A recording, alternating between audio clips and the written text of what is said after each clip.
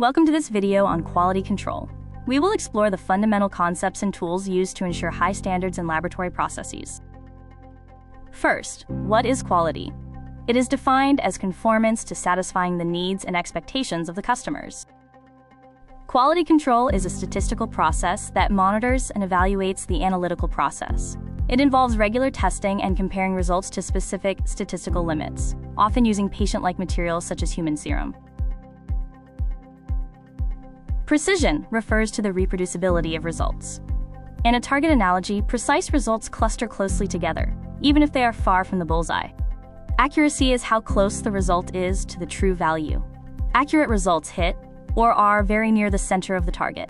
This illustration shows results that are accurate, meaning they are centered around the true value, but imprecise because they are scattered. Here, the results are both accurate and precise, clustering tightly around the center, which represents the true value. This target demonstrates precise but inaccurate results. The results are tightly grouped, but consistently miss the center.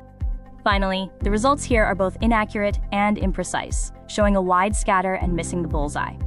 Sensitivity refers to how little of an analyte can be reliably determined, defining the lower limit of detection. Specificity is the confidence that the method is actually measuring the intended analyte.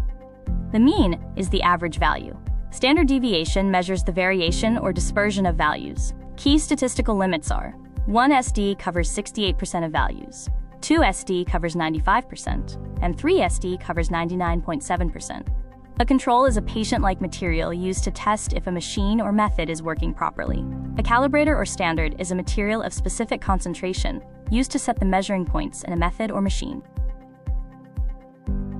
Internal quality control, or IQC, focuses on day-to-day reproducibility, precision, and detects frank errors, accuracy. External quality assurance, or EQA, detects constant differences or bias between laboratory results and those of others. Total quality management, or TQM, encompasses the 5 Qs: quality planning, quality laboratory process, quality control, quality assurance, and quality improvement. Quality control charts are used to compare observed control values with control limits and provide a visual display for quick review. The Levy-Jennings chart, or LJ chart, is a common example.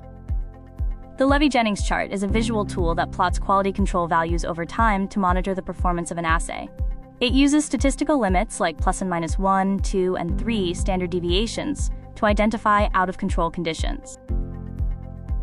A trend is a gradual deviation of the control values from the mean.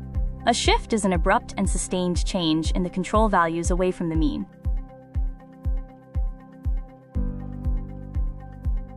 The Westgard rules are a set of multi-rules used for determining when an analytical run should be rejected.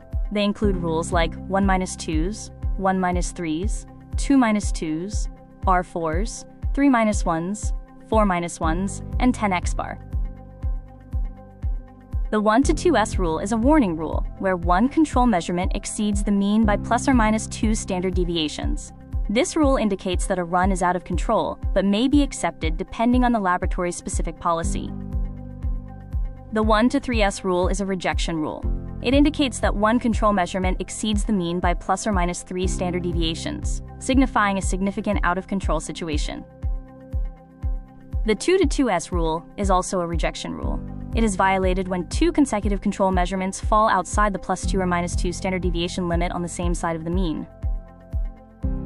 The R4s rule is a rejection rule that detects random error. It is violated when the difference between 2 consecutive control values exceeds 4 standard deviations, one above plus 2 SD and the other below minus 2 SD.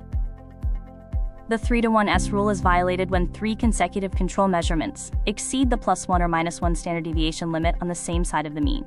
Similarly, the 4 minus 1s rule is violated when 4 consecutive control measurements exceed the plus or minus 1 standard deviation limit on the same side of the mean. The 10x bar rule is violated when 10 consecutive control measurements fall on the same side of the mean, regardless of the standard deviation limits. This indicates a consistent, systematic shift. Quality control is a continuous process essential for laboratory reliability. Regular monitoring and adherence to rules like Westgard's ensure accurate and precise results for patient care.